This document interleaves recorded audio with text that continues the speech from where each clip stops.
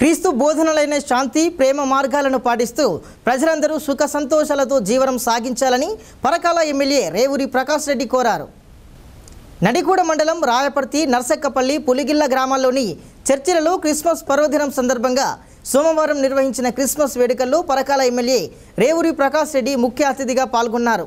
ఈ సందర్భంగా ఎమ్మెల్యేతో పాటు పాస్టర్స్ క్రిస్మస్ కేక్ కట్ చేసి క్రైస్తవ సోదరులకు శుభాకాంక్షలు తెలిపారు. అనంతరం నిరుపేద క్రైస్తవులకు దుస్తులు పంపిణీ చేశారు. ఈ సందర్భంగా ఎమ్మెల్యే రేవూరి మాట్లాడుతూ అన్ని మతాలను గౌరవించడం మన సంస్కృతి అని, మానవత్వంతో జీవించడం మనిషి లక్షణమని కూడా పేర్కొన్నారు.